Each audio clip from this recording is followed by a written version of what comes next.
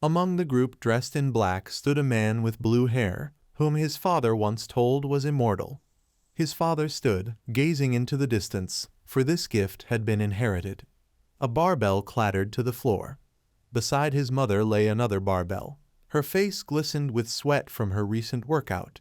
From her, he had inherited the power to transform. Nearby, people stood before an exploding building. One of them killed another with a knife. A man stood behind the father, holding the weapon. A sniper observed from afar. Another man was firing. Yet another stood beside a monster. A young man stood next to his partner, wiping his lips, his back turned toward us. A girl nearby looked up. They stamped their feet because in this world, special people existed. One man's eye glowed as he held another person. He was one of the half-breeds. His face was bloody and bruised, for Larry was a carrier of two abilities. The man looked at those standing near her inside the building. He stated his current rank in the NS Special Forces. The men in uniform asked what he carried, then displayed their weapons. Some held axes in their hands. The protagonist stood among them, his eyes suddenly turning wild. They opened fire on him. Larry defended himself in human form. The protagonist pushed off from the ground, enemies rushing toward him. He extended his hand, glaring ahead with menace. Something struck the enemy's hand. He stomped his foot on the floor, then suddenly smashed his fist into the enemy's face. A sword was in his grasp. With a swift motion, he pierced his foe. Landing on the ground, he saw a dead man collapsing behind him. Straightening his arm, he shouted for them to stop firing. He took a shield from another man, but the gunfire continued. Larry charged forward, defending himself with his sword. His face was wild with rage. Running at his opponents, he swung fiercely. The shield struck one enemy's neck. He stomped again, driving his elbow into another's neck. Clenching his fist, he delivered the final blow straight to the chest. His mouth opened, but no words came out. Looking at him, another man asked who he was. Standing beside him, Larry realized he hadn't explained himself. Smiling, the protagonist said that S stood for a power beyond the ordinary. A traffic light glowed as he was told about the world that existed before his birth. People stood along the highway, waiting to cross. Their feet stepped onto the pedestrian lane. Something began forming near one person's leg. Putting away his phone, he looked down, his eyes widened. He stood in a black hole. Others turned to see him. The crowd scattered. A green hand emerged from the void, then the rest of its body pushed through. Strange monsters began to appear in this world. It was normal. An airplane passed near the ever-growing hole. It swelled to terrifying proportions as the government struggled to fight back. Nearby lay a sneaker, blood beside it. The ground was riddled with holes, disturbing the fragile peace. A child's bloodied body lay on the ground. Beside him stood a man in blue sneakers. The boy crawled toward him. A hooded man smiled, narrating the tale of an unusual world. Black holes served as gates to another dimension. They appeared in the sky, upon the sea, and on the ground scattered across the planet. The creatures were unlike humans. The invaders slaughtered ordinary people indiscriminately. When the world became a living hell, special individuals emerged. One extended his hand and conjured. For some possessed telekinesis, others commanded fire, ice, or countless other powers. Swords pierced his chest, but he did not die. Others could transform into bears or wolves. Those who appeared ordinary yet wielded magical abilities were called magicians. One man charged into the monsters because, thanks to the special ones who fought the invaders from the black holes, the world regained its peace. Yet, once the danger subsided, the people's attention shifted toward their saviors. They began to view them as a threat, leading to their isolation. Eventually, humanity was divided into two kinds, the ordinary and the special. There is a building because the immortals belong to the government. Werewolves collaborated with an international company. Superhumans formed their own organization, and magicians protected themselves with a special magical barrier. 20 years had passed. People stood in the store, cheeses lined the display case, and those with extraordinary abilities concealed their true nature, living quietly among ordinary people. While he was looking at his phone, he was called over. His father, meeting his eyes, told him not to be afraid. Then, opening his mouth, he revealed the truth: he was immortal. Larry, still looking at his father, remained silent at first. Inside the store, he asked what that meant. Standing near the vegetable section, his father explained that he was one of the immortals and that Larry most likely had the same gift. Larry questioned how he could say such a thing while casually picking an onion. Holding the onion, his father told him not to tell anyone it wasn't something to announce for the entire sales floor to hear. Then, looking at his son, he explained that immortals are known for their flawless skin and striking appearance. Larry was told, however, that he hadn't inherited all their charms. Squeezing his son's hand, he explained that immortals awaken on their 20th birthday, and Larry had been born at 11 o'clock at night. Pointing to the garlic, he asked if they needed more. His father replied yes, but not chopped. After grabbing a pack, he reminded him once more not to tell anyone about his ability. Larry asked if his mother knew. His father answered no, and that if she did, she might want a divorce. At the checkout, his father suggested they leave. Larry held a bag of groceries while his father carried several more. Smiling, his father called him strong. Larry approached, saying that immortals didn't have physical strength, his came from training. Laughing, Larry admitted he didn't train all that much. Holding a bag, he wondered if that strength came from another secret entirely. By the time they reached home, it was getting dark. Opening the door, they called out that they had arrived. Larry's mother, holding a knife, asked if they had returned. There was another secret. She walked over to his father and asked if he'd bought garlic. Taking it, she asked if it was chopped. He replied yes. Then they kissed. Larry quietly noted that it was still there. His mother told him to start setting the table. And then came the revelation: Agatha was a werewolf. It had been 2 years. Larry stayed silent. She asked if he thought she was like some anime girl. He said no. Standing in the hall, Larry asked if she was joking. She answered that he had inherited the gene too. He exhaled, saying it was too unexpected. She explained that werewolves awakened at 18 and that his power would appear at night. Placing a hand on his shoulder, she told him never to tell his father. Looking down, she repeated it never. While taking food from the refrigerator, she asked what gift he wanted. Larry closed the refrigerator and told her he didn't need one, they had already given him life. Smiling, Sean said he had his mother's personality. They looked at their smiling son, and Larry thought about how unusual his parents were. The table was filled with different foods. Agatha brought out a cake. Smiling, she noted a missing candle. Larry wondered why they hid their abilities. Evening settled in, and everyone wished each other good night.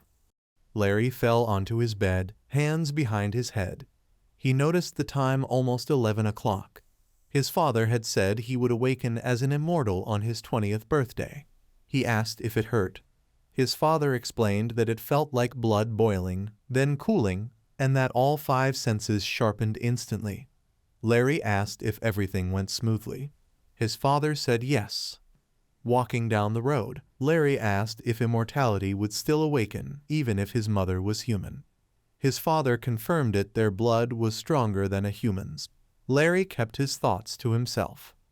Back in bed, he wondered if he could still become immortal after already awakening as a werewolf.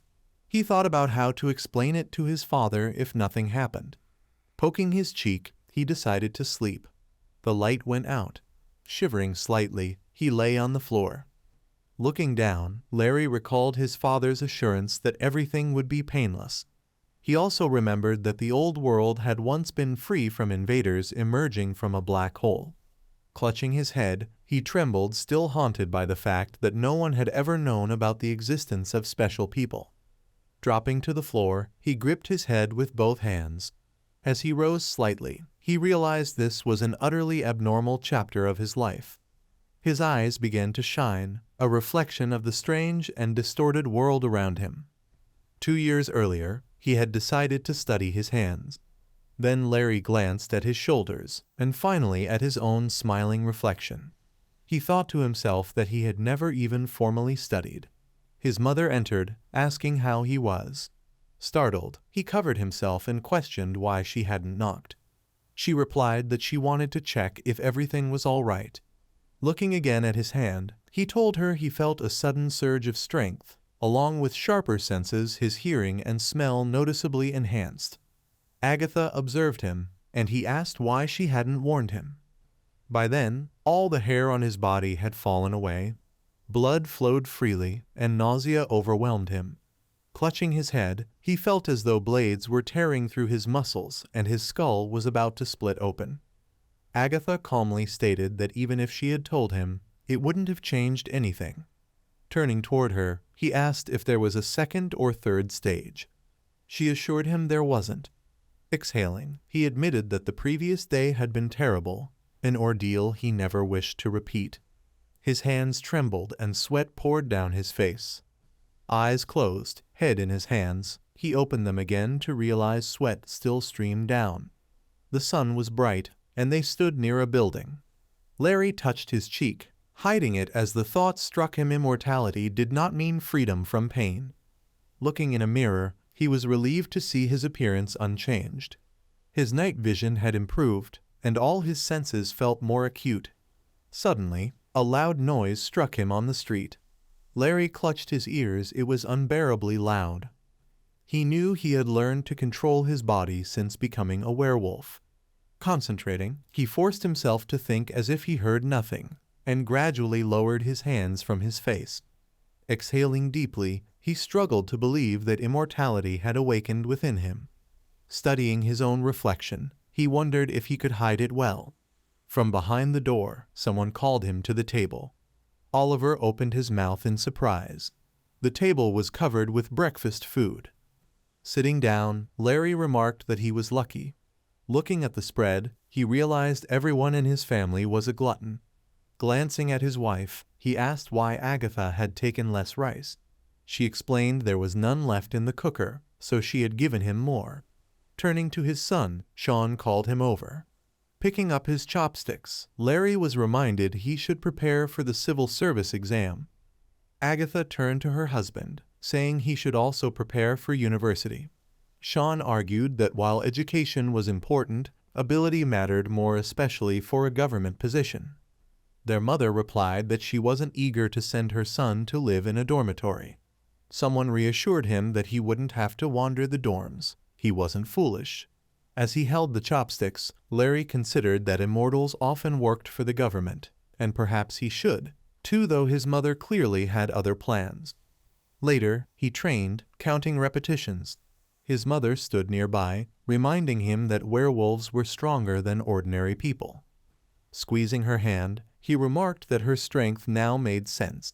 She explained she trained regularly. Agatha added that werewolves had another advantage: their instincts, far sharper than those of regular humans. Larry crossed his arms and admitted he felt nothing unusual at the moment. She replied that it was only for now. In time, those instincts could become a problem in his social life. Continuing her training advice, she told him she wanted him to attend university and find work at a company. She mentioned that their grandfather had connections with a firm that employed people like him, though the choice was his. Larry was scooping rice with a spoon when they caught him looking thoughtful. His parents asked if he wanted to become a civil servant. Setting his spoon down on the table, he thought about something he had long desired but had never shared with them. Opening his mouth, he said that he wanted to join the special forces. His parents stared at him in surprise. Agatha's expression darkened, and she called him shameless. He smiled faintly, reminding her that he was already 20 years old and capable of making his own decisions. She clenched her fist, insisting he wasn't suited for it.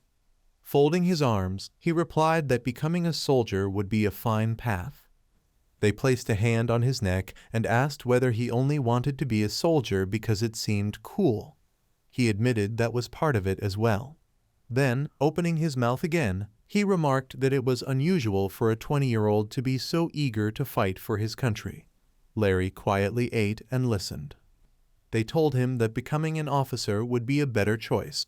He asked if that meant he could do whatever he wanted afterward, and they said yes. His father then told him that first, he would need to pass the civil service exam. If he did, he could still join the army afterward, and if he changed his mind, he would have the credentials to work in any company, especially since serving as an officer would earn him extra points in the hiring process. Looking down, he thought that such a suggestion was exactly the kind of thing his father would say. Taking a piece of meat, he agreed to try for the exam, noting it wouldn't be too difficult. He then said they should keep his weekends free because he had found someone to study with. His father closed his eyes and agreed, then opened them in surprise. The bus arrived at its stop. Wearing a backpack, he realized that his work on the farm had kept him from traveling to the city often. Gazing out the window, he reflected that being a good teacher required sacrifice. Looking at his phone, he thought he would never have imagined taking the civil service exam, given that his true goal was still the special forces. Suddenly, something on the screen caught his attention, and his eyes widened. Holding the phone, he saw an advertisement with a glowing blue dot. As he looked at it, he realized he didn't truly want to be a soldier either. The white hole described in the ad was a gateway that appeared after certain forces were assembled. The black hole was the exit, the white one, the entrance and opening to another realm. In that other world, people had discovered unknown precious metals, rare plants, and remarkable creatures.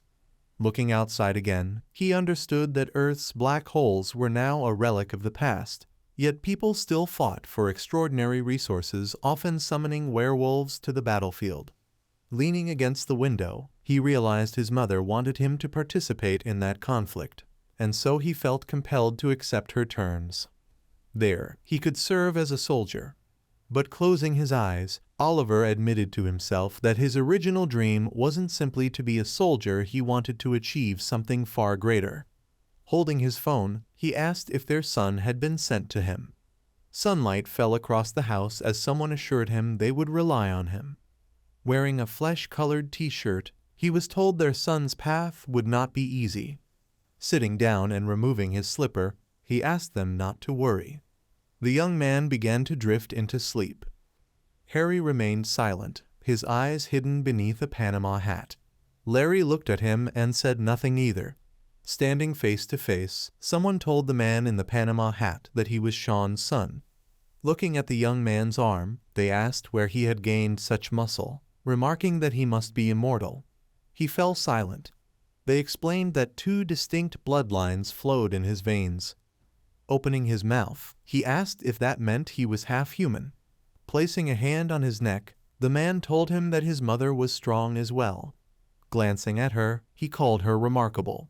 As they walked along the path, he said there would be lessons. Looking at him, he recalled the reason he had come here. Trees surrounded them. On his father's advice, the young man had come to this rural district of Hweong to prepare for the civil service exam. The two continued down the path. Larry studied his new teacher and realized this rough man would be his mentor.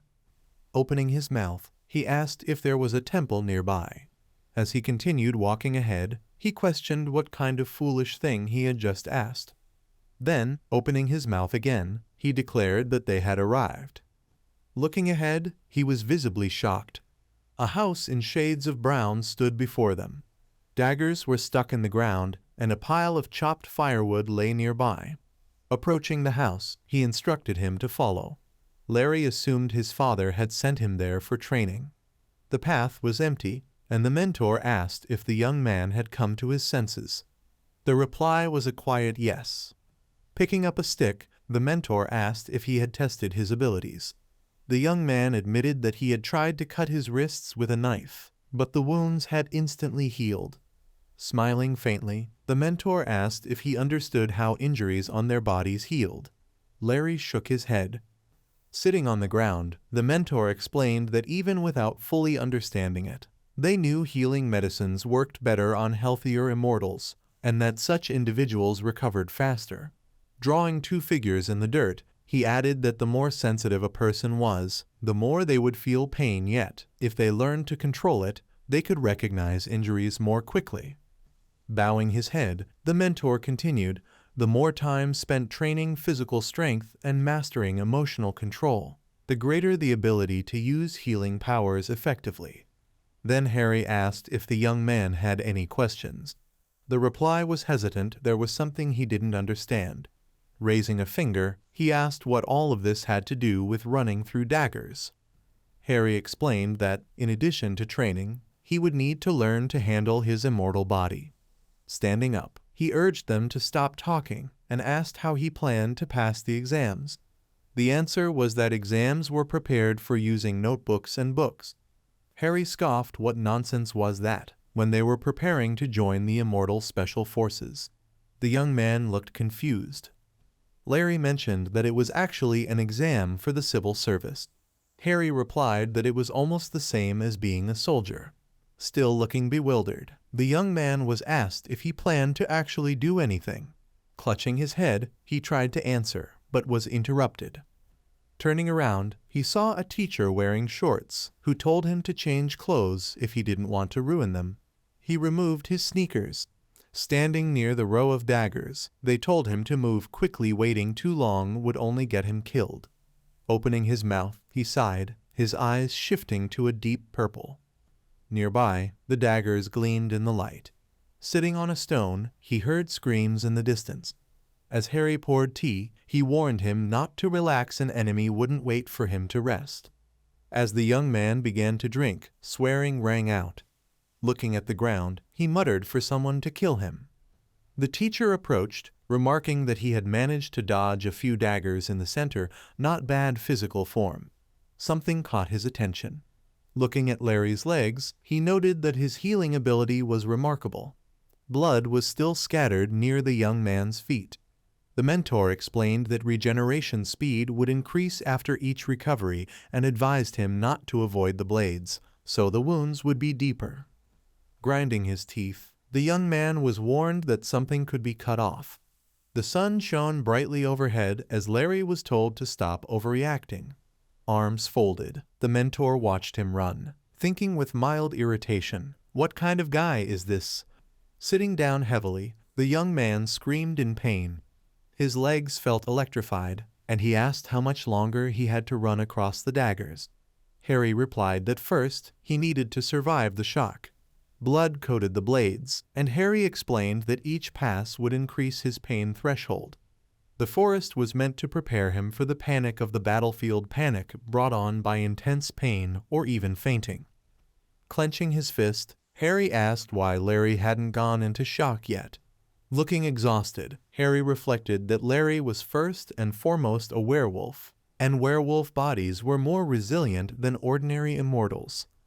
Closing his eyes, Larry asked if he could do something else, pointing out that he had run 50 meters in 6 seconds. The mentor confirmed that the field of blades was roughly that distance, and if he had run it in 6 seconds, he had passed the test. Looking down, Larry decided to make the run after all. Pulling up his hood, he smiled, telling Harry not to take his words back. Stamping his foot, Harry muttered that he really had said 6 seconds. Larry, glancing down, realized he had run at a calm pace the entire time, never once straining himself. The mentor stood behind him.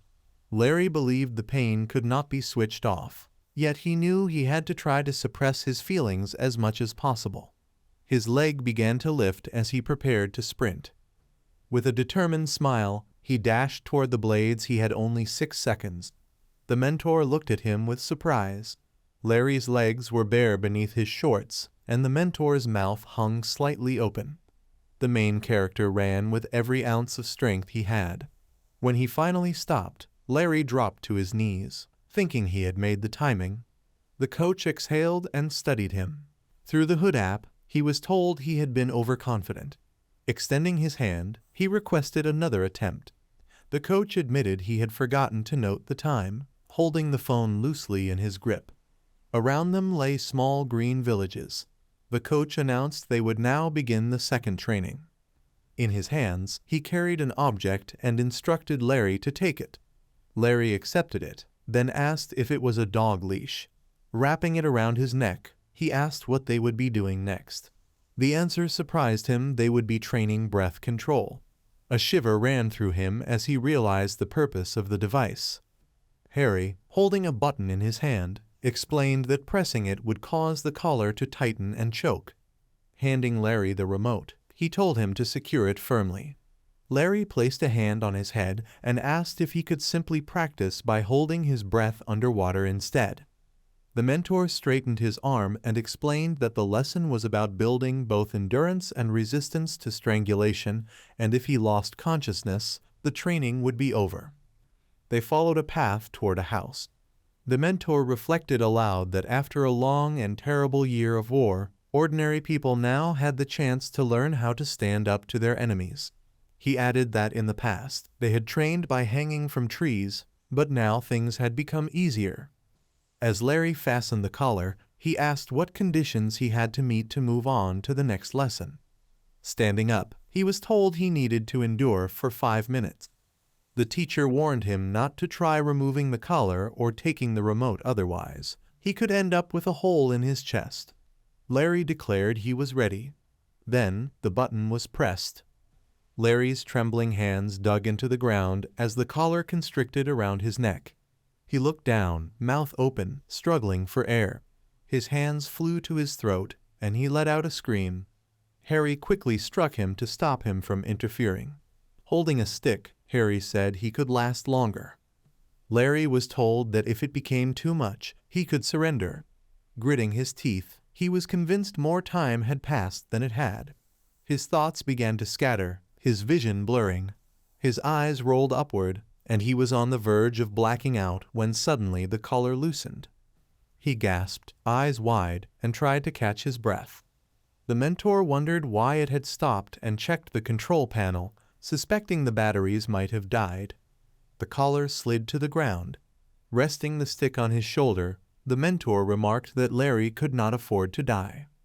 Larry asked if they would try again, claiming more than 5 minutes had passed. The mentor checked the phone and confirmed it had been nearly 13 minutes. Larry was stunned. He knew the record was 8 and wondered how he could possibly explain himself. Smiling faintly, the mentor told him not to look like a child who had just discovered a new toy. Back at the house, Larry was told he could rest, but first he should eat. The stove glowed warmly. The mentor reminded him that without proper nutrition, he would not be able to train effectively, as it would weaken his endurance. Larry offered to help, but the mentor told him to just sit. Sighing, Larry thought to himself that he still didn't know how to cook. The food before him was a strange purple liquid. He was ordered to eat. Staring at it in surprise, he asked what had been added to it.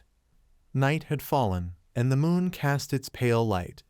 Drying himself with a towel, Larry resolved that next time, he would cook for himself, and when he returned home, he would ask his mother to teach him.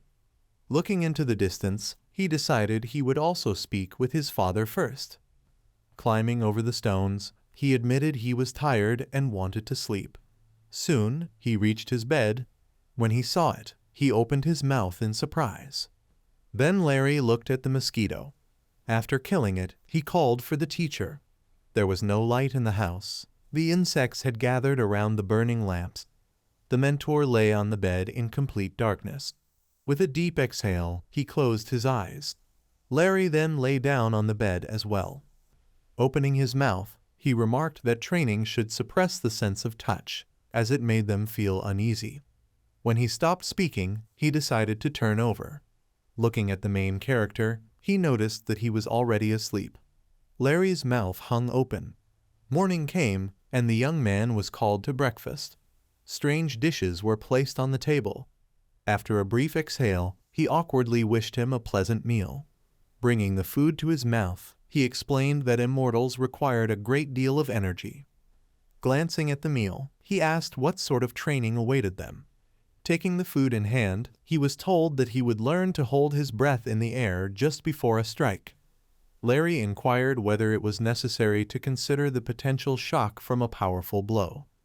The reply was affirmative, with the reminder that maneuverability is compromised when the legs are injured, and in such moments, it is better to rely on the hands for defense. Clenching his hand into a fist, he was advised to place it before an opponent aiming to defeat him in a single strike. Sitting opposite one another, he continued, warning that a knife should be feared more than a gun, and that swords and explosive weapons should also be avoided. Outside the house, he was urged to eat more quickly. Standing on the edge of a cliff, the mentor hurried him along. Larry then fell from the cliff and spent the entire day in training. Resting a hand on his hip, he brushed something aside. Boarding the bus, the main character began the journey home. Holding the phone to his ear, he decided to make a call. Opening his mouth, Larry asked his father if he had sent him there. With a sigh, he explained that he had been forced to jump from mountains. His father told him that, as an immortal, his body could be pushed to its limits. Gazing out the window, Sean said this would reveal the boundaries of his abilities. Still riding the bus, the protagonist asked what sort of exam awaited him. Holding the phone, he was told that the teacher would assist with it. They then bid him farewell. The phone in his hand powered off. Closing his eyes, he thought that his response would not have changed anything. Letting his mind wander, he imagined that he would first take a shower, then play on his PS5, enjoy a delicious meal prepared by his mother, and finally sleep for 12 uninterrupted hours without mosquitoes. Smiling to himself, he sat on the bus, content with this perfect plan for rest. Opening her mouth, Agatha said she would take a shower later, and for now, she would go somewhere with him. His expression fell as he realized all his dreams had been shattered. Taking her son's hand, she told him that she and his father had decided he needed to prepare for university. Holding a suitcase, she explained that she knew a teacher who lived nearby. He looked at her in surprise as she told him that Larry would be staying there for a couple of days for training. They approached a building, and the main character felt a strange unease. After pressing the button, he was informed that they would return for him in 2 days. Looking back, he asked what sort of person was waiting for him. Agatha reassured him, saying everything would be fine. Then, opening her mouth again, she added that intelligence alone was not enough, the body must also be trained. As the elevator doors closed, she finished speaking. The doors shut completely, leaving him standing there with his suitcase, unsure of what to say. In that moment, he realized what truly awaited him. Opening his mouth, he began to laugh, realizing there had never been any preparation for university. The elevator descended, then stopped. The doors slid open, revealing the protagonist, who stepped out. In front of him stood rows of treadmills. Glancing at the dumbbells, he remarked that it was a gym. Moving closer, he asked if they had turned an underground parking lot into this space. A moment later, someone approached him, claiming to be the person he was looking for. Larry looked forward in surprise. Standing there was a girl in sportswear who addressed him by name. Looking at her in astonishment, the protagonist confirmed his identity but admitted he didn't know why his mother had sent him there. The girl explained that he would be training for 2 days straight. She added that it would be a waste of his physical potential if he only used his brain like a bookworm. Larry chuckled to himself, recalling certain moments from his life, and thinking that he couldn't reveal the truth here either. It all felt so unbearably unfair. He remembered standing in the boxing ring, reflecting on his mother's philosophy from childhood. Her approach was simple. If he disobeyed, force would be used. She believed he should be held accountable for his actions, and after living under such values for 20 years, they had become second nature to him. Looking at the girl in front of him, he realized that these instincts were deeply ingrained. The girl tossed something toward him, telling him to take it. Larry looked at the object in surprise and replied that he didn't like such things. His trainer explained it was merely a simple measuring device and instructed him to strap one onto his wrist and ankle. Obediently, Larry complied, asking if she intended to train him immediately, to which she replied she needed to check something first. She pointed to the side and told him to run. Larry glanced at the treadmill, and moments later, He was running at a steady pace, quickly accelerating. Watching her phone, the girl remarked that she had heard he didn't train at all. With a frown, she called him trash, noting that his pulse was normal, proof the device was functioning, but concluded that was all he could manage at his current level. Larry's face paled, wondering why she was mocking him. She sighed, accusing him of being incredibly lazy, spoiled by the modern world where everything he wanted was within reach. Larry, looking ahead, considered that immortals and shapeshifters aged slowly, meaning she was likely older than she appeared. Turning toward her, he asked how much longer he had to run. She told him not to stop and stretched her neck, explaining that they would start with cardio to gradually improve his body. Smiling, she added that she would make him look like a newborn from head to toe. Larry, surprised, replied that he didn't want a second mother. Waving her hand dismissively, she said it was because he was Larry, always quick with a joke. The scene shifted to a massive building. The clock read 5:15. Larry was still running on the treadmill. The girl told him to keep going, saying even her grandmother wouldn't be tired yet. Sweat covered Larry's face as he breathed heavily, continuing to run. He announced the time 14 hours and 30 seconds. Looking ahead with dread, he feared he would have to run all night without a break. Even immortal warriors had rest periods. His trainer approached, telling him he was relying solely on his natural body, which left him at an amateur level. She instructed him to listen while watching, demonstrating a stretching technique they would do later. Larry wondered how the human body could bend in such a way. The girl explained that flexibility training was essential, a rigid body was a liability. Pushing forward on the treadmill, Larry wanted to ask a question, but was too out of breath. Even with a strong body, running for 14 hours straight took its toll. Pale-faced, he announced the time 14 hours and 10 minutes, reminding himself to keep track in case he was asked. He also told himself to memorize the video playing in front of him and to listen to the teacher's explanations. The training felt unbearably intense. Still, he reassured himself he could endure it. Before long, the scene shifted to a forest. A man studying Larry observed that he could block out emotions, but warned that this alone wasn't enough. Dulling too many feelings would make his movements clumsy. Pointing to his head, the man instructed him to clear his mind only of the emotions he wished to block, while sharpening his precision. In other words, he needed to multitask his senses. Larry kept running, staring ahead with determination. He reminded himself to track the time, memorize the movements from the video, and listen to the teacher, all while running. He reasoned that these were 4 separate tasks, but since running was automatic for his body, the other 3 could be managed together. Ignoring his awareness of time made the rest easier. He checked the clock, then looked back to the screen before him. Taking a deep breath, he shouted that 24 hours had passed. Stopping in his tracks and lowering his head, Larry muttered that it was finally over. The girl glanced at her phone and smiled, assuring him that his brain was fine. She advised him to relax his body, reminding him that flexibility was essential. They were soon transported to a high-rise building. Looking at her protege, the girl asked if he remembered the video he had watched earlier. She would demonstrate it so that he could follow her example. Kneeling down, she arched her back in a powerful motion. Larry watched her in surprise, marveling at such flexibility in her body. He then sat down on the carpet, and the girl encouraged him to try. As Larry arched his back, his body began to tremble halfway through. She cautioned him not to overdo it, flexibility takes time. Clenching his teeth, Larry listened as she explained they would gradually increase the range of motion, repeating the stance daily. He considered that muscle tears, once healed, could improve flexibility. Exhaling, he reasoned that for someone immortal, there was no need to proceed slowly, injuries would heal quickly. Without hesitation, he arched his back completely, enduring the brief pain. The girl looked at him with open-mouthed disapproval. Approaching, she shouted that while he might be fine, he shouldn't push himself so recklessly, demanding to know who had taught him to behave so boldly. Larry collapsed to the floor, and she moved to help him up.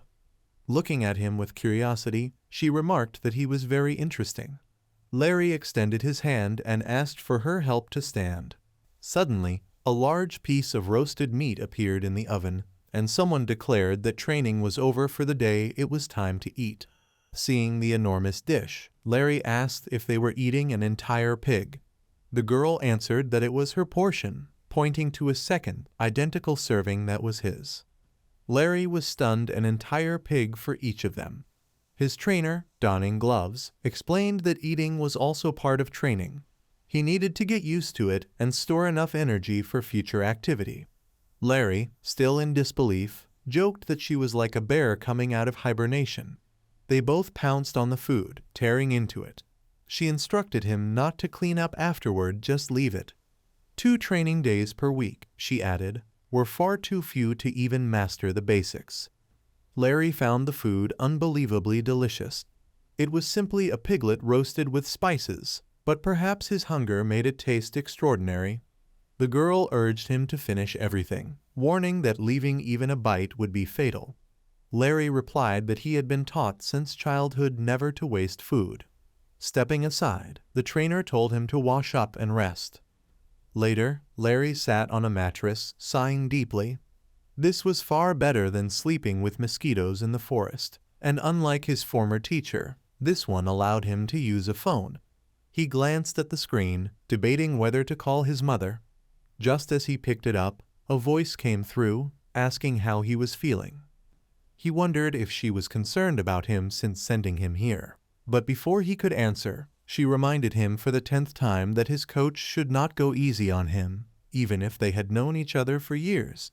Larry froze, his face paling as he stared ahead silently.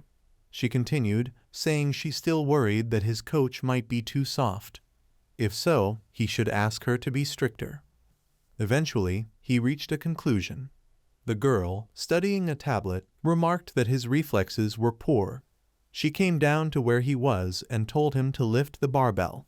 Larry calculated that with 20 kilograms on each side, plus the bar, it weighed only 60 kilograms, not difficult for someone with strength 3 times that of an ordinary man. But then his coach instructed him to carry it and follow her. They climbed a set of stairs. Without warning, she turned and told him to run with her. Larry stared in shock for several seconds, glancing at the beam ahead. This was the second phase of her outrageous training after the blade exercise. Now came balance. She told him to maintain his center of gravity at all times and rely on his reflexes for the rest. Larry asked if this would work, to which she replied that he would keep testing it until it did. The protagonist lifted the barbell, noting that they used the corners of the basement floor. The space was long, with a width only half the length of his foot. He remarked that it was fine if he fell. The girl, eyes fixed on the tablet, explained that the probability of injury from a 3-meter fall was small. He should avoid running, but if he did fall, the first priority was protecting his body. The protagonist drew in a deep breath, telling himself he could handle this. He needed to finish it. The coach reminded him that injuries on the battlefield would be a serious disadvantage, as their bodies did not recover instantly like immortals. Larry suddenly sprinted forward, recalling the teacher's warning that he needed to take care of his body. Still, he reasoned, an immortal like himself could heal even broken bones quickly, so he ran while preparing for a fall.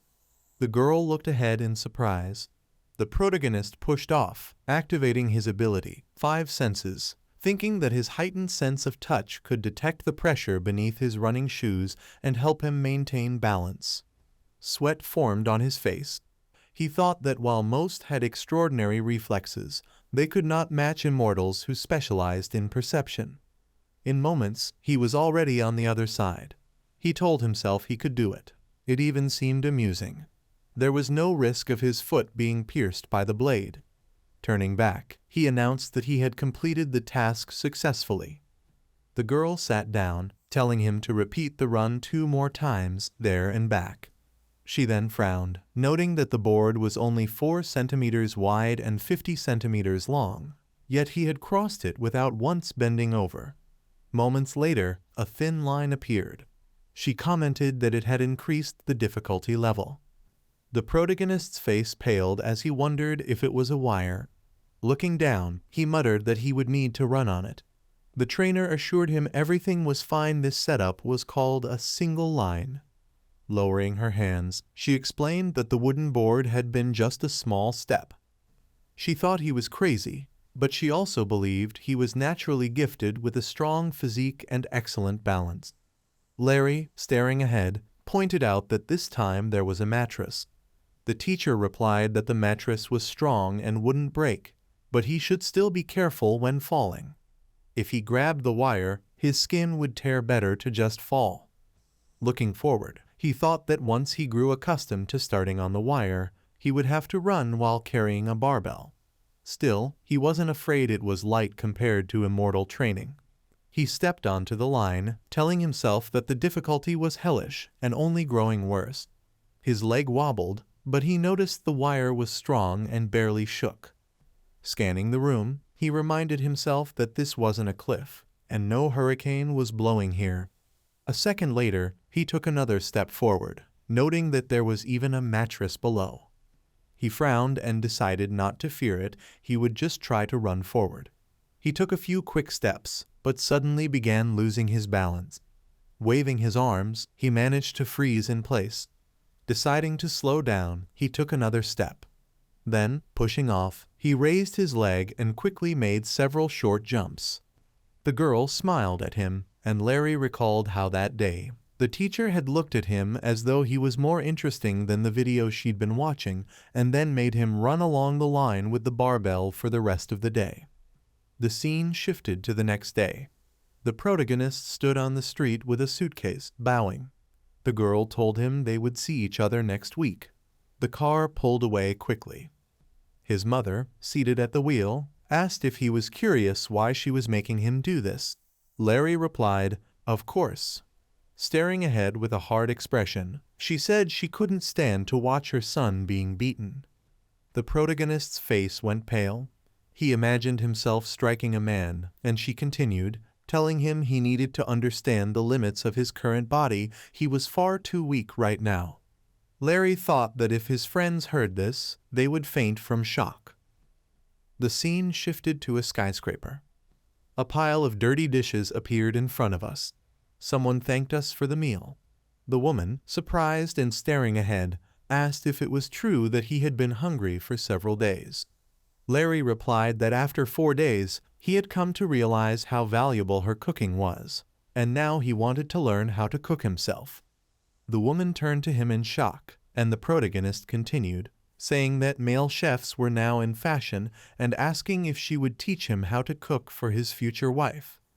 The woman's expression hardened as she replied that it sounded nice, but didn't he need the sexual part as well? With his current physique, she said, he could end up becoming a pig chef. Patting his stomach, the protagonist answered that his mother was as witty as ever. She told him she was serious and that he should stop relying solely on his body while spending the day eating. Recalling his teacher, Larry smiled and said he would start with cooking anyway, remembering a dish from a man of nature. Lifting his head, he thought the food situation was handled, but training was another matter. There was nothing he could do about it. What would they be doing next week? More of the same, or something new? A full moon hung in the sky. A man was cleaning his knife. He looked ahead with a smirk, and Larry wondered if whatever they were about to do could be even harder than last time. His jaw dropped, and he collapsed to the ground.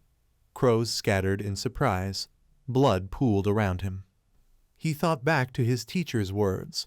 After a 4-day break, the previous training had only been the basic course, separate from the entrance requirements.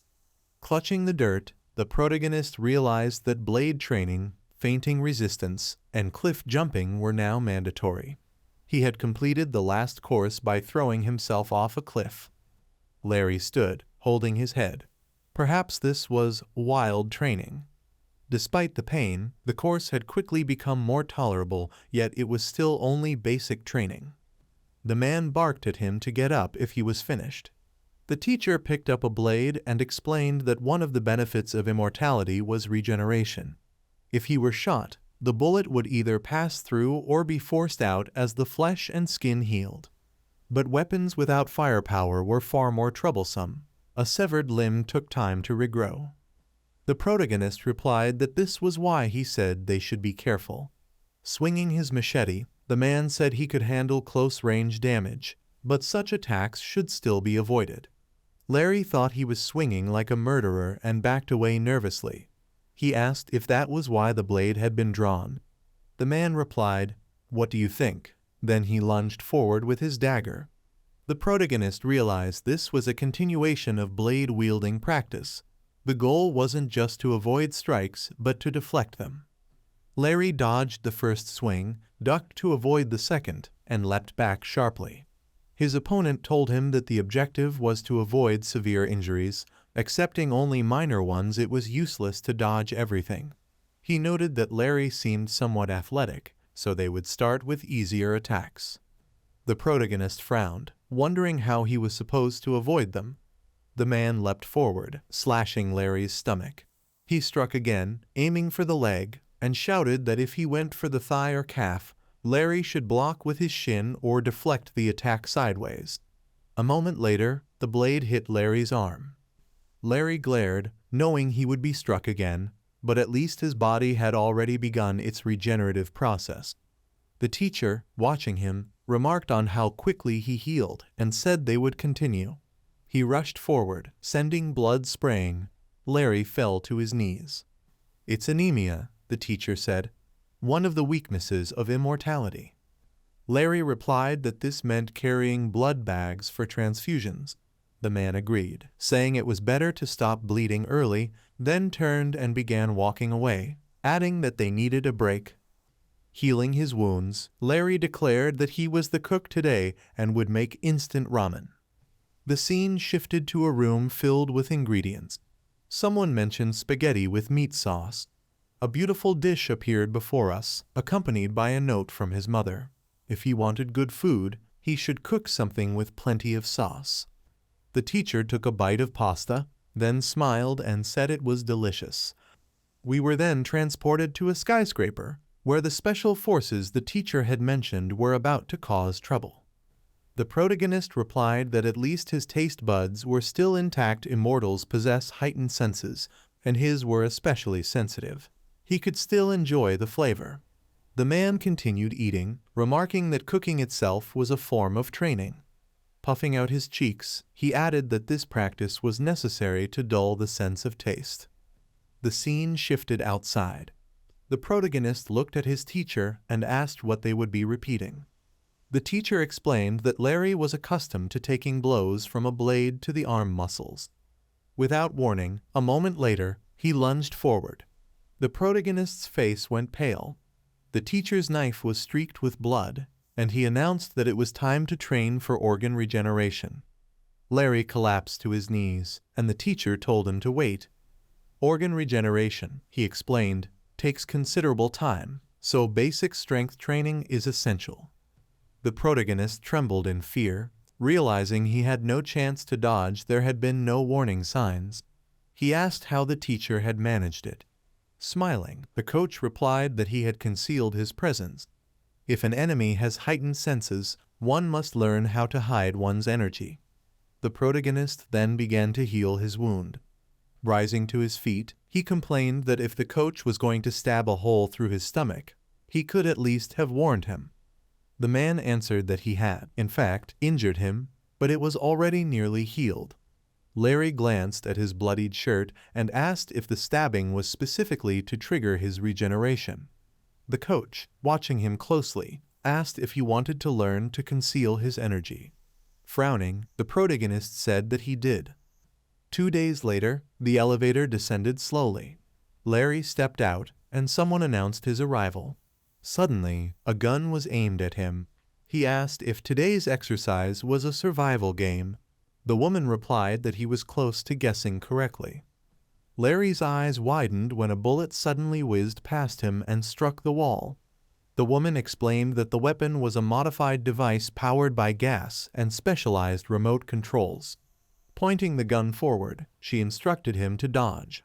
The protagonist smirked sarcastically, then began darting side to side, avoiding her shots.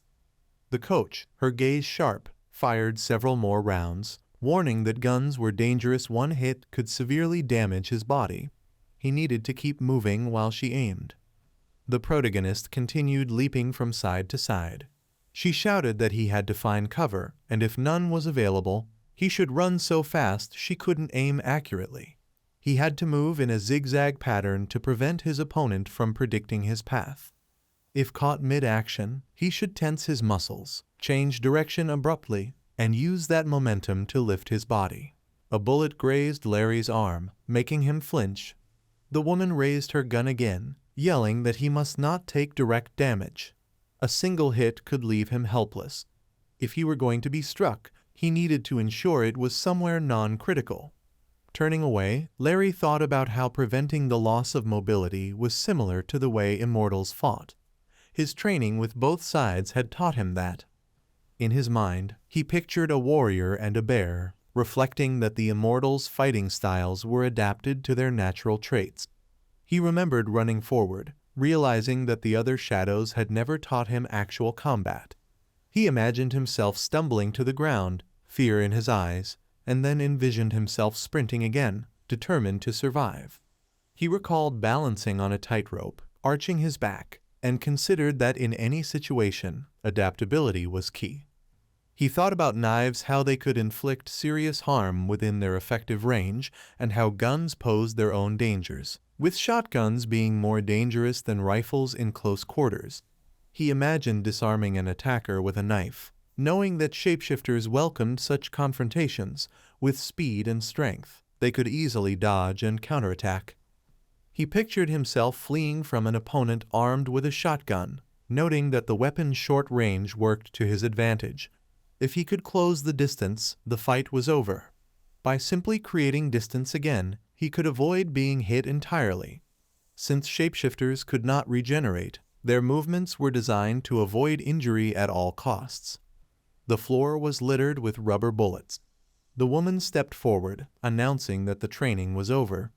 Looking around, Larry wondered how they would manage to clean up the mess.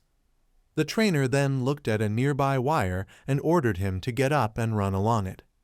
Larry lifted the bar, thinking that at least physical training was better than mindlessly inflicting injuries. He stepped onto the line. His face paled as he sensed the monster approaching from behind. Frowning, he pushed off from the line. A moment later, he stumbled and fell to the floor, then turned around in fear. He stared at the trainer in silence for several seconds. The girl, surprised and looking straight ahead, asked him what he had felt. The protagonist's face turned pale as he stared into the distance. Watching her protege, the girl explained that it was called wild bloodlust and noted that he had been able to sense it. The protagonist replied that she should never do that again. It felt to him as though his heart might burst, and he disliked the sensation entirely. She responded that it was normal, and that, once he became accustomed to it at that moment, a monster appeared behind her. If he experienced something similar himself, it would become easier. The protagonist's face turned even paler. She urged him to continue training. Larry, watching his trainer, thought that his hellish training had truly begun. Strangely enough, after 2 days, he stopped collapsing whenever he ran along the wire. He had figured out how to resist the teacher's bloodlust. Gritting his teeth, he reflected that his heightened immortal senses allowed him to detect the feeling with his 5 senses and then use his 6th sense to endure it. Running forward along the fishing line, he reminded himself to tighten his lower abdomen. Doing so helped him withstand the pressure. The trainer laughed, remarking that he was doing well. Larry grabbed the blade, staring at the bloodied weapon lying before him. He thought that immortal training still felt like a form of hellish punishment. In addition to regenerating his organs, he had to train with axes, spears, and arrows. Several arrows were fired directly into his body. Larry eyed the bear trap, thinking that even with traps like these, extreme caution was necessary. The man pointed to his head, explaining that stepping on one would cause unbearable pain, and when the pain lingered, the brain's ability to think clearly would diminish.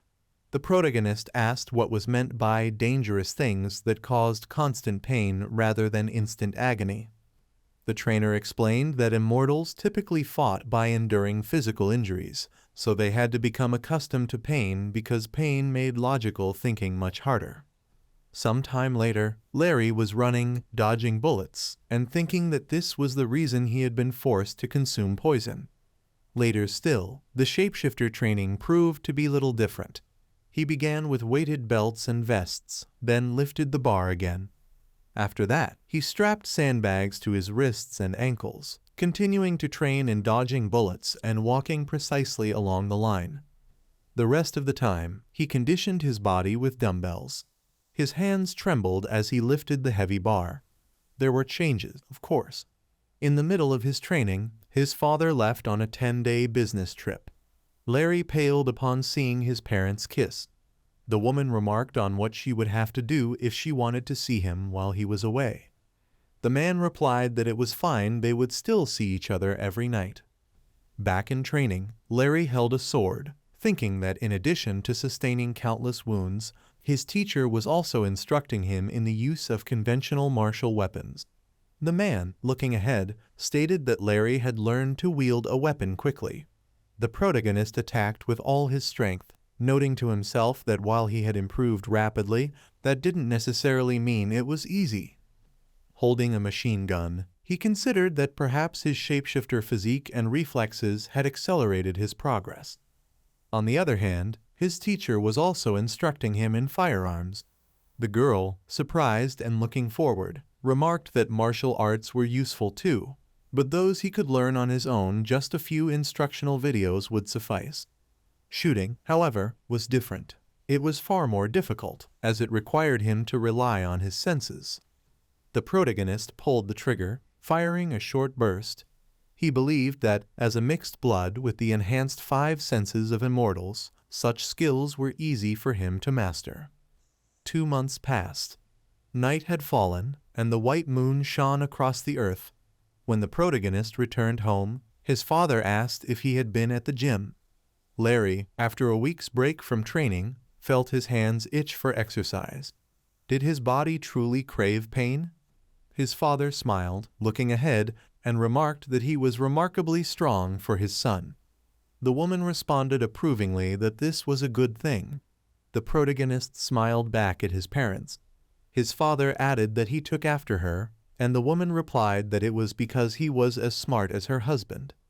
Larry thought about how their relationship had always thrived.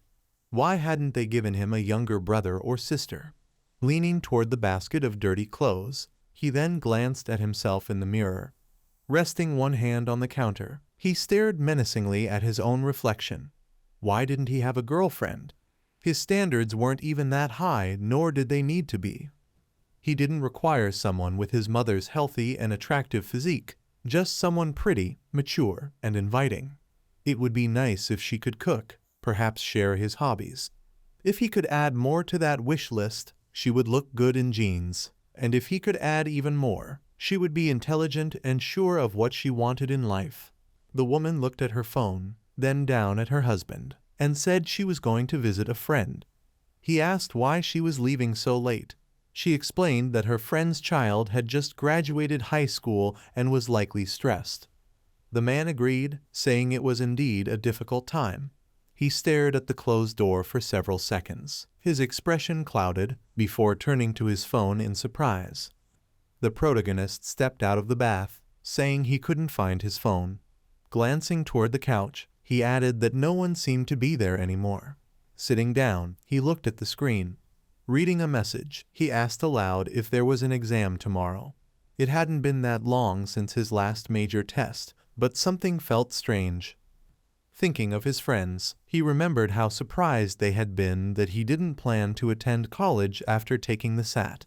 He never regretted not using his good grades. He had never intended to go to college. In his mind, he envisioned dark matter, knowing his path had been set 9 years ago on the day the great black hole known as Hugh's Gate opened. As a child, he had lain terrified beneath the pipes, believing himself trapped under the rubble of a collapsed building. Then he saw it and stared ahead in fear as countless dark figures appeared. He imagined himself fighting endless waves of invaders, and from that moment decided he wanted to be like them. Smiling faintly, he thought of how upset his mother would be if she knew. On the day of his awakening, she had wished for him to live a normal life. The scene shifts to the street. Someone asked where she had gone. A girl looked at her friend, smiling and raising her hand, then added, "And under what pretext did she leave?" The woman answered that she had said she needed to meet the mother of a student in a neighboring area. A kin appeared, and someone asked if she wasn't curious. Gazing at the city at night, the coach replied that her son had never been asked how he was doing. The woman, looking ahead, said she only wanted him to be all right. For a mixed blood half-human, half-shapeshifter, he didn't even possess half the usual ability. Suddenly, she admitted that she never asked because she was worried. Someone nearby held a phone. A voice from the other end said he was serious. The man standing on the rooftop replied that he wanted to throw him into the Pacific Ocean, with his arms and legs cut off. The voice responded that he truly didn't know, and the man thought to himself that he hadn't been contacted because the other already knew. The protagonist's boyfriend frowned in surprise as the voice on the phone described him as unconventional. Back on the street, someone remarked that he didn't need to be brilliant or exceptionally good, she only wanted him to be able to defend himself against dangerous groups, like mad scientists. The trainer placed a jar on the table and replied that such a group had recently won. The bastards who attempted to merge various special species in hopes of creating something superior to Vasily's pure-blood irregular ultimately failed. The woman, staring ahead with a menacing gaze, imagined the kind of monster they had envisioned and stated that their efforts had been unsuccessful. In the end, all they created were grotesque hybrids, each possessing the strength of both parent species. Turning to her friend, she remarked that the outcome of their actions led to only one conclusion: to produce an immortal shapeshifter, a superhuman, or something equally unnatural. If such a being were to have offspring with a human, the bloodline of the special species would inevitably weaken. The trainer, smiling, said she was fortunate. Turning again, the woman added that she had truly hit the jackpot in the form of her son. The scene shifted to a man who, with a hint of fear, asked what irregular meant. He was told it indicated he was weaker than a quarter of the total power. He reassured himself that, thanks to his strong bloodline, he would at least reach half. But then his face paled when a voice over the phone contradicted him, saying that, on the contrary, he was extraordinarily gifted, a genius unlike any seen before. This person had even taught him how to conceal his energy. The trainer, looking at the girl, added that his pedigree wasn't just good, it was exceptional, and that he was remarkably intelligent. The woman cautioned against using such terms. The protagonist's mother's expression grew pale.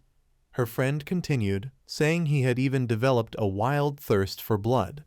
Larry's father, standing on the roof, warned that if his friend was lying just to please him, he'd bury him for 2 weeks. The woman clenched her fist and said she would be seriously angry if it was a joke. The man on the phone insisted he was telling the truth. Her son was indeed talented. Smiling, the girl added that her son was a genius. Both of the protagonist's parents smiled sarcastically and looked ahead with satisfaction, declaring in unison that they expected no less from their son. Larry, yawning loudly and rubbing his eyes, walked forward and asked where his father was.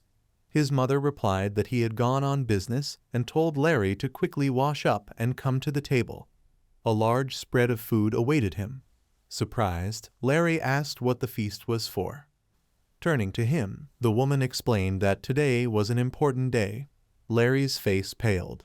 His mother began speaking rapidly, sharing a torrent of information, and he realized she was right. It was the day of the civil service exams. His training, however, had been focused not on mental exercises but on survival. Yet that wasn't the real issue. These exams were for special employment, where fresh blood would run wild. Soon, the plates were empty. Larry thanked her for the meal, got dressed, and was asked if he was ready. He replied that he was so much so that even in his dreams, everything he had learned came to him. He thought back to moments when he had been struck on the ankle and had his organs pierced. His mother, lowering her head, warned that if he didn't pass, his father would be greatly disappointed. Larry could see how conflicted she was. She disliked the idea of him becoming a civil servant, but she didn't want him to fail either. She seemed torn between wanting to support him and worrying over him like a wolf over her cub. With a smile, Larry reassured her that she didn't need to worry, thinking to himself that he was immortal anyway. But his mother, staring ahead with a dangerous glint, told him that if he failed, she'd meet him in the ring. Larry, looking forward, recalled something he wished he could erase from memory. She then smiled and said that if he didn't want to face her wrath, he'd better just pass the exams. Turning away, Larry agreed. Pressing the button for his floor, he descended slowly, thinking that music was the best cure for nerves. Then, suddenly, he opened his eyes wide. He felt the heightened senses of an immortal. Lifting his head, he wondered why he had been saying such strange things. Regret washed over him as he turned, deciding it was time to admit it. She had been his love from the very beginning. Larry reached the 13th floor.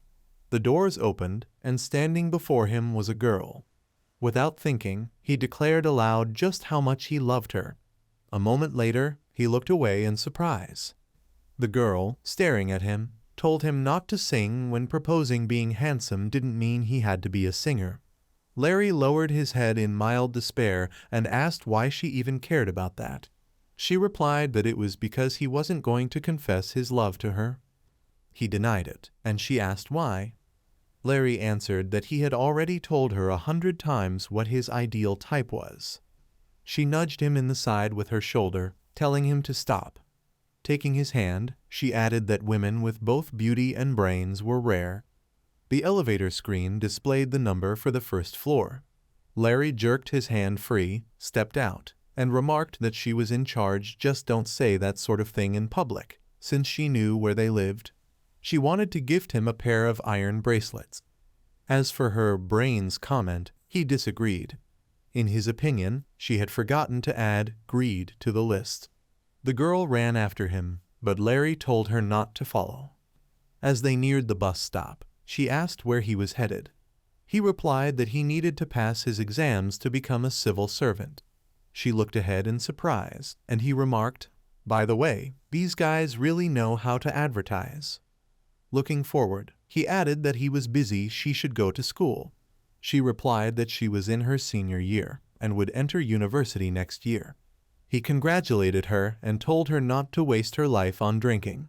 When she got her ID card, she noted that he was only a year older than her.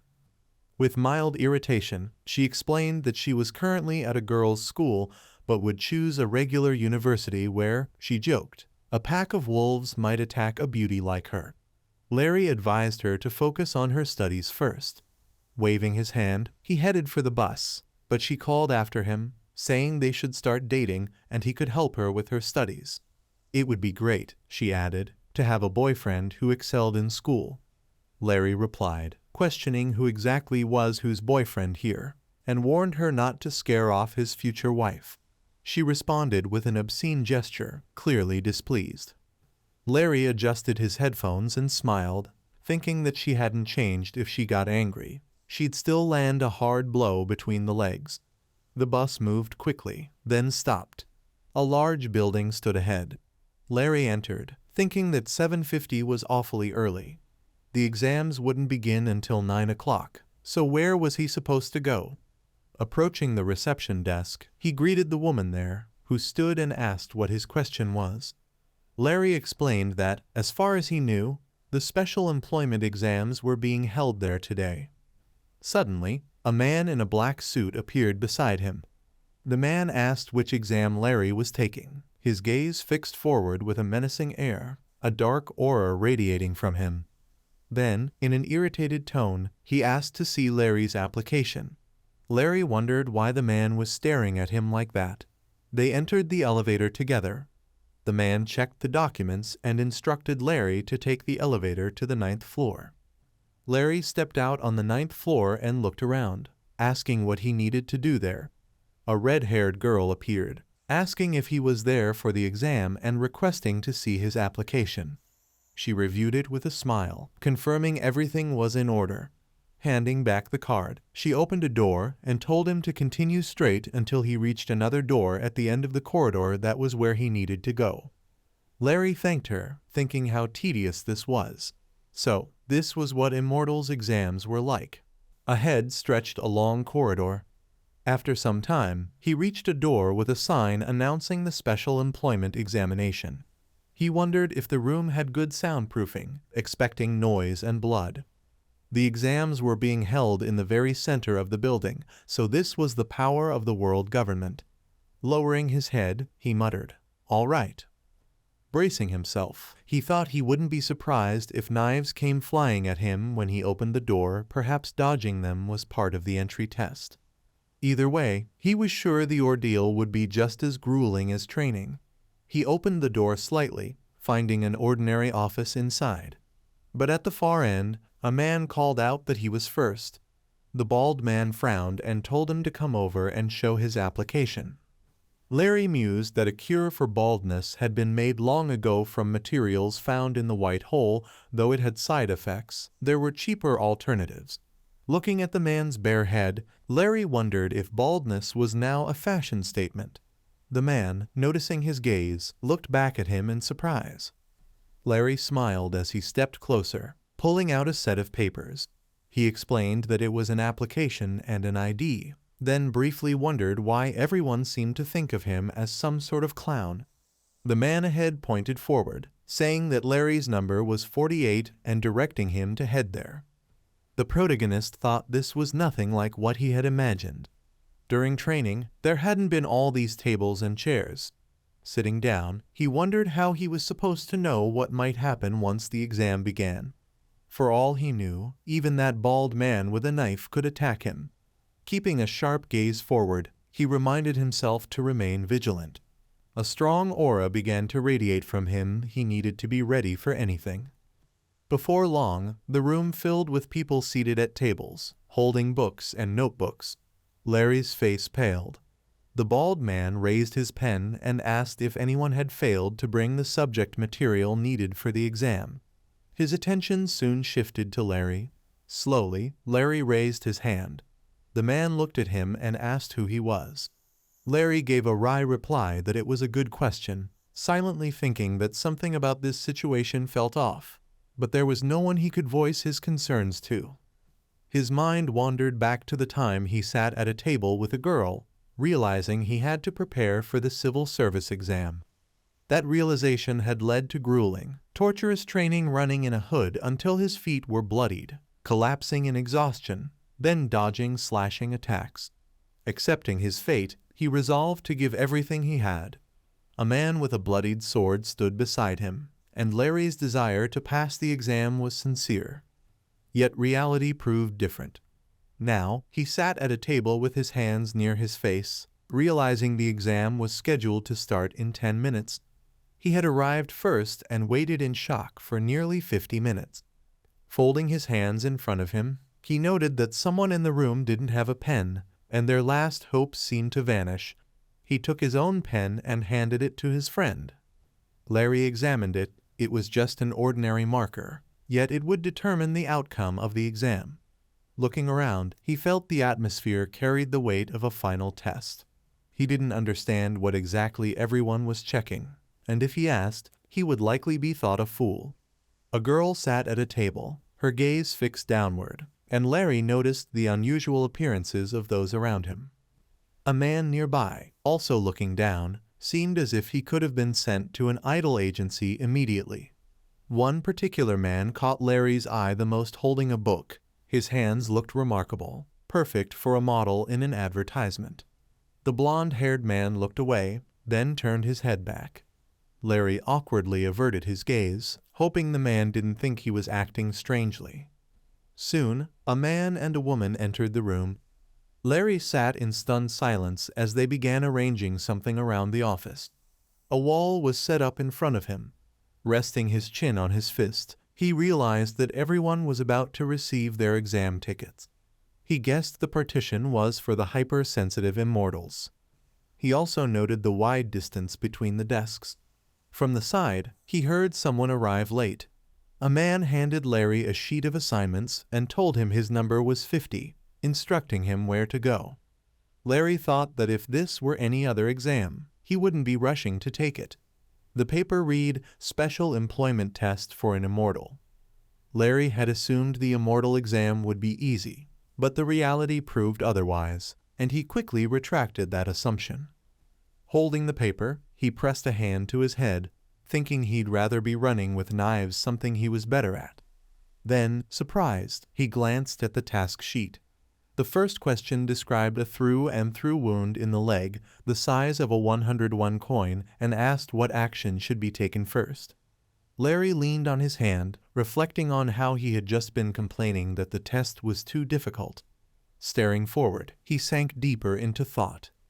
He realized the answer to this question was 4, assuming he did not belong to a special race.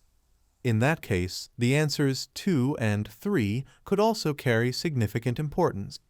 If the weapon in question was of a throwing type, it would be best to begin by stopping the bleeding. He pictured the man pulling back a bowstring, explaining that the first step was to halt the bleeding, otherwise shock would set in. Hemostasis was essential, followed by finding shelter. That was what his teacher had taught him. After a few practice runs involving knives, he eventually understood that stopping the bleeding from a minor wound would not endanger an immortal's life.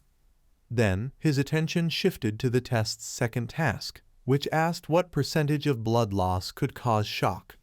Larry recalled how the coach once cut him with a knife, and how his teacher drilled the concept into him repeatedly despite Larry never experiencing shock himself.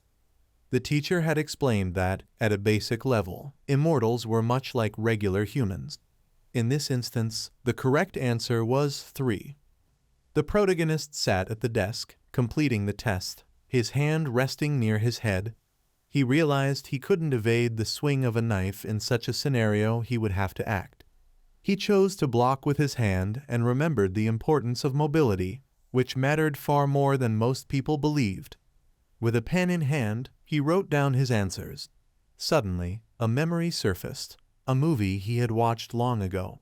He touched his neck as he recalled the story of a man from the slums who participated in a high-stakes quiz show, answering questions based on his life experiences. Meanwhile, others around him puzzled over the exam.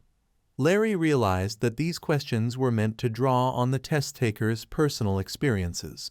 For someone with an immortal's body, there was much they should already know. His knowledge, built over time, was now serving him well. Sitting at the table, he recalled every relevant event from his past.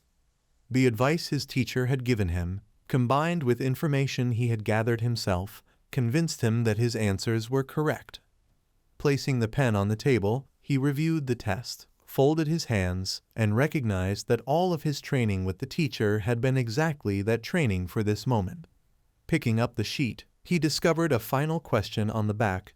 Describe how it is possible to kill an immortal. He stared ahead, considering the answer. To him, it was obvious. Lifting his head from behind the partition, he declared that he had finished. The bald-headed man reminded him there were still 60 minutes left, and anyone finished could leave their answer sheets on the desk before exiting. Larry glanced toward the door and noticed a girl holding a folder, someone he had seen at the entrance. She asked whether he had read the instructions on the first page of the question sheet. Larry pointed toward the folder and explained that he needed to leave his consent. She nodded with a smile, and Larry realized this was some form of cooperation between werewolves and immortals. Wishing him success, she smiled again. The protagonist returned the smile and thanked her. The scene shifted to the night sky and a massive building. The bald man, holding his head, picked up Larry's test and reviewed his answer.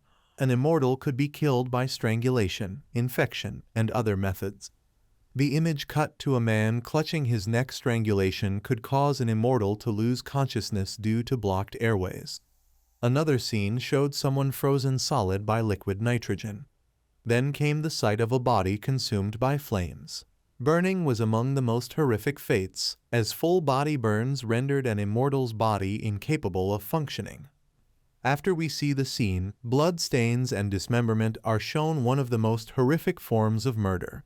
In such cases, the probability of regeneration was uncertain. The bald-headed man looked ahead, realizing that the ways to kill an immortal could be described endlessly. In other words, there was no definitive answer to the question, as most immortals possessed only a strong resistance to harm rather than complete invulnerability. He then examined the test in front of him, unsure how many methods of harming an immortal he actually knew. Judging by the final question, however, he seemed to understand the subject. It was necessary to consider every potentially lethal weapon in such scenarios. He imagined the human body, energy flowing through it, knowing that an immortal's body could regenerate, yet could still die. Understanding this could greatly reduce the likelihood of death. Even without memorizing every possible method to eliminate an immortal, it was still achievable without much difficulty. Next, he turned his attention to the personal data of the protagonist. Deep in thought, he noted that this person was born of both a human and an immortal. While his physical capabilities might not have been exceptional, his intellect was undeniable. He had completed the test thoroughly, and his score was impressive. The bald-headed man pictured the protagonist smiling, though something about him was suspicious. He did not resemble an immortal. He had arrived earlier than everyone else, stared at a single point for an hour, and left before the others. Strangely, he had not even brought a pen to the exam. Half a month later, a phone began to vibrate. Larry picked it up and told his mother that he had successfully passed the exam. Showing her the phone, he added that not only had he passed, he had secured first place. A congratulatory message confirmed his achievement in the civil service written exam. His mother set down the knife she was holding, snatched the phone from him, and stared at the message with joy. She then pointed to the protagonist and told him to wear pants with an elastic waistband, since he could loosen his belt for the day. The scene shifted to the night sky over a massive building. Larry looked down with a smile and greeted his father, who was carrying several bags. His father jokingly told him to at least pretend he was looking at him and not just at the meat. Soon, meat was sizzling on the stove, and the two were holding bottles of drink in their hands. Larry's father smiled, saying he had never doubted his son's abilities after all. He was the child of good parents. Larry looked away, recalling that the exam questions had been much easier than he'd expected. As they sat down to eat, his father mentioned that now that the results were in, the interview would be next. His mother glanced at him, and he admitted he didn't know the exact date, but assumed it would begin at a government enterprise under the Ministry of Administrative Security. Larry ate in silence. His father smiled again, noting that his mother had not picked up on anything unusual. He always behaved this way, though Larry suspected he was avoiding giving a direct answer. With his chopsticks in his mouth, Larry wondered about the organization, why the government and this group recruited immortals, and what exactly they did by hiring them into public service. He ate quietly, weighed down by unanswered questions. Later, beneath the night sky, the protagonist asked his father for at least some advice on the upcoming interview. Putting on his jacket, he adjusted his tie. A sheet of paper containing the interview details lay before him. Shortly after the joy of learning he had taken first place, he had received a message with the interview date. Unsurprisingly, it was to be held in the same building as the exam. His father smiled, but offered no real guidance. He admitted he didn't know what to say. Larry understood that during the interview, he would have to display his individuality and answer clearly and confidently.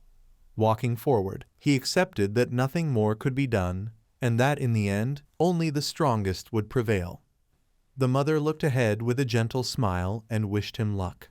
Larry adjusted his tie with care, thanking her softly. His gaze shifted to the glowing electronic scoreboard nearby.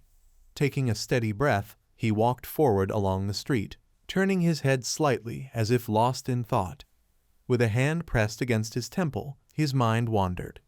The girl's eyes followed him, and he couldn't help but realize that, dressed so sharply, He looked as though he belonged on a stage in show business.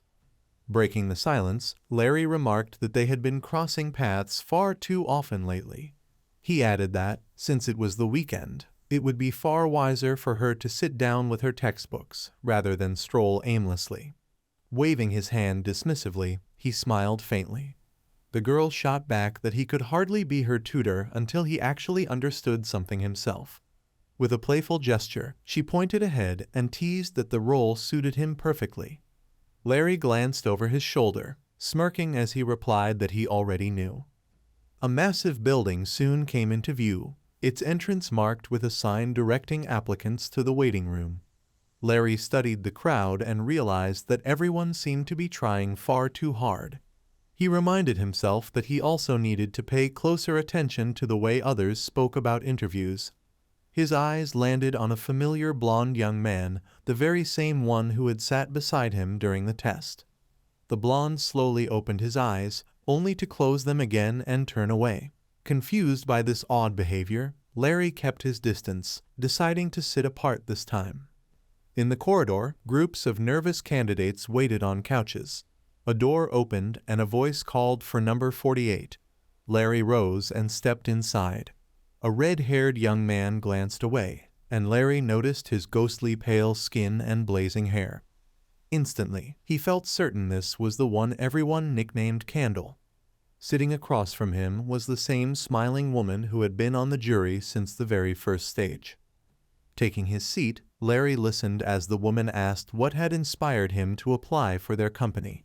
He thought quickly admitting that his father had pushed him into it would only get him thrown out immediately. So instead, he explained that he was eager to discover the limits of his own abilities through such a challenging exam. Looking toward the red-haired man, Larry added that he also wished to pursue his dream, driven by the desire to fight for his people and homeland. The red-haired man's eyes narrowed as he asked what sacrifices Larry would be willing to make for a comrade in battle. He reminded Larry that everything depended on circumstances, yet pressed him to admit whether he was prepared to give anything up if it came to that. The girl sitting beside him remained silent, listening intently, though her expression suggested she found the question deliberately provocative. The red-haired man leaned forward and posed a cruel dilemma. If both Larry's mother and the girl were drowning, who would he save first? Larry's answer was firm. He said he would not choose, because he was confident in his swimming and would save them both. The questions grew sharper. Candle asked what he would do with only a single bullet left and two enemies before him. Larry responded calmly that he would shoot one and attempt to neutralize the second by throwing the weapon itself. Across from him, the girl imagined the scene vividly. She pressed her hands to her head in frustration, realizing that while Larry's answers were unconventional, they were never careless. Larry, however, felt that perhaps this strange line of questioning was a signal the interview should be drawing to a close. Days later, Larry lay under a blanket in his bed, phone in hand. His mother stepped into the room and remarked that he had been idling far too much since the interview. She asked whether he had any plans for the day. Larry tilted his head back, imagining himself inside a ring, with people saying that if he failed, he ought to spar with her. Looking at his mother with quiet resolve, he replied that he had chosen to dedicate this day to something of great importance. His mother stared straight ahead in silence. Slowly, her hand clenched into a fist, anger flickering across her face as if she had suddenly decided she needed to take action. The scene shifted to the clear blue sky and tall buildings. Larry leaned back with his hands behind his head, realizing that if the opposition gained the advantage, they would be in serious trouble. At the table, Larry sat across from his mother as she spoke about the frequent incidents of violence. Her eyes drifted forward, and in her imagination, she saw wolves howling at the moon. She explained that this was where the old legend of werewolves crying beneath the full moon had come from. Among them, she said, there had been one who could not suppress his instincts and attempted to rise above the moon itself. All that remained was the image of the glowing full moon. She continued, telling him that if he ever found himself unable to control his own desires, He should simply step outside and let it out with a scream. It would ease the burden. Larry responded with skepticism. If one believed the news, he argued, the true source of chaos wasn't werewolves, but magicians. Besides, he had never once heard a wolf's cry in the middle of the night. Larry's thoughts drifted, picturing people running, and he remembered how often, after awakening his abilities, his mother had taken him to the mountains. To him, those trips had always felt like training. Pointing ahead, his mother explained that another way to release stress was to conserve his remaining energy and channel it into meaningful exercises. Larry sat with a heavy expression, when suddenly his mother told him that he should find a girlfriend. His head drooped in despair, and she reminded him that from the moment of his birth, it had always been highly likely that he was meant for something greater. Sitting at the table, she told him that he had the capacity to care for others. Placing a hand on her forehead, she recalled how difficult their month of living together during orientation had been. Larry remained quiet, listening as his mother told him that he had probably been accepted because it allowed him to delay certain assignments for the time being. More importantly, she said, he should pursue what he truly wanted just as his father had taught him. At that moment, a man placed a folder of documents on the table, congratulating Larry for passing the final stage. He was instructed to review the documents carefully and to direct any questions to the appropriate person. Taking the folder in his hands, Larry realized it outlined a 5-week internship, set during orientation, where he was expected to learn and train. It had already consumed more than a month of his life. As he read further, his eyes widened. The documents detailed an annual intern salary of $65 million, along with coverage for physical training expenses, cultural events, daily needs, and much more. Holding the papers with a smile, Larry understood that this company was unlike any other. It shattered the entire working system of South Korea. A girl seated nearby crossed her arms and watched him. When Larry asked if he could show the documents to his parents, she replied that his father, too, was considered immortal. Smiling faintly, she warned him that if he truly wished to see his mother behind iron bars for the rest of her life, he could go ahead and tell her everything. After all, that in itself would become nothing more than a memory. Larry opened his mouth, calling softly to his mother, but the realization hit him this was exactly why he could never reveal anything. Such conditions made relationships unbearably complicated. His expression hardened. Yet he knew that this truth was powerful enough to melt even the iciest heart. Finally, he declared his desire. He wanted to strive to become the head of a state corporation under the Ministry of Administrative Security. His mother exhaled with a gentle smile. She told him she believed that young people with such a bright future, who also carried the responsibility of guiding their nation, should hold ambitions of that scale. Rising from her seat, her hands still on the table, she admitted that what she wanted most was simply to work, at least for a while, in a company that recognized his abilities. It had nothing to do with money. It was because of his father, his beautiful mother, and even the unique influence of mixed blood in her veins. She looked away, smiling again, and said she was glad to see that Larry was doing so well. Sitting there, Larry thought to himself that if the werewolves had a child like him among them, then their future would be secure. A smile touched his lips as he realized he carried within him a rare and successful blend of two bloodlines. The girl from the news spoke about werewolves, explaining that these creatures were often ruled by instincts that were difficult to control. Immortals, however, possessed an even sharper awareness, and their instincts could manifest in a far more acute form. Between the two, there was always a heightened sensitivity. But Larry did not belong entirely to either group, and coping with his own instincts was never easy, something he often relied on the internet to help him manage. The scene shifts to the door of the room. The protagonist realized he was still too young, and that his struggles were tied to the heightened sensitivity of an immortal. He lay on the couch, reflecting that he had always been good at sleeping anywhere and eating anything, so perhaps he shouldn't worry too much. The sky appeared, clear and blue. Larry held his phone, reading a message. The blonde girl sat nearby, while another boy rested his chin against his hand, lost in thought. No matter where he went or what he did, things always seemed to end up the same. Around them, others sat quietly in their seats. With his suitcase in hand, Larry gazed toward the bus, feeling a deep sense of confidence in his abilities. Again, the sky above stretched wide and blue. A bald man adjusted his t-shirt as Larry stepped onto the bus, smiling faintly while looking into the distance. Inside, many people were already seated. The protagonist quickly realized that in this large bus provided by the company, one could enjoy the full relief of air conditioning and escape from the scorching sun.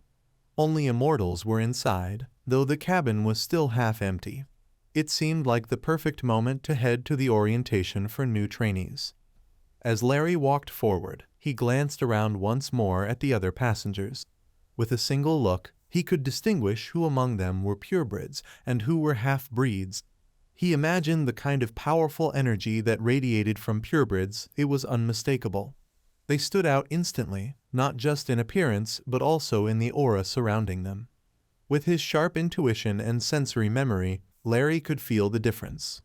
He turned his head toward a blond man seated with his arms crossed. Larry thought to himself that this one was clearly a purebred immortal. The man sat silently beside him, staring off, deep in thought. Raising his gaze, Larry noticed that others were already introducing themselves. He realized he, too, needed to make more friends and not judge people solely by their appearance. A memory surfaced. He saw himself on a swing as a child, listening to his father's words. Sometimes it was difficult to find someone to talk to, and often the person you disliked at first glance turned out to be a good companion. The opposite was just as true. His father had placed a hand on Larry's head, remarking that he had grown up. Leaning against a pipe, his father admitted that at Larry's age he had struggled with sleep. Larry, still on the swing, had asked what exactly was wrong. His father explained that he had suffered from insomnia, not because of his health, but because of the sounds from the neighboring house that kept him awake at night. Larry asked how he managed, since it was impossible to stay awake forever. Werewolves, after all, learned to restrain their instincts through self-control. But immortals, how did they cope with their extreme sensitivity? His father had looked up, arms folded, and said he tried earplugs, sleep masks, and even microfiber blankets, but nothing worked. In the end, he bought a 4-story building, created a room in the very center, and surrounded it with soundproof walls. Smiling softly, he explained that as he continued battling insomnia, he eventually embraced a social life, which helped him learn to control his emotions. Over time, it became easier, though training in the mountains for 3 years had also helped. Larry stared ahead, lost in thought. He realized how hard it must have been for his father to master such control. For him, though, it all came naturally, almost as effortless as breathing. His father bent down to pick up a bag, and Larry suddenly understood. Werewolves could finally regulate every muscle in their body, and mastering emotions was much like twitching one's ears or tensing a small muscle in the back. Deliberate, precise, and deeply ingrained. His father once said that all his sons would grow up to be exceptionally sensitive. A bright yellow sky stretched overhead, and Larry knew he had to think of a strategy. It would certainly be more interesting if he already understood everything in advance. The blond-haired man opened his eyes, and Larry, raising his hand, muttered that this was already the 3rd time. The man gave a small nod but remained silent. Larry stared ahead with a puzzled look, realizing he didn't know him at all. He waved half-heartedly, remembering how, during their last encounter, the man had simply closed his eyes and looked away, completely ignoring him. Though they had crossed paths twice before, once during the interview test, and now here again on the bus, the man remained distant. Larry held his trembling hand in front of him, uncertain what his father's words about first impressions really meant anymore. But after their brief exchange, one thing was clear. The man had issues with memory.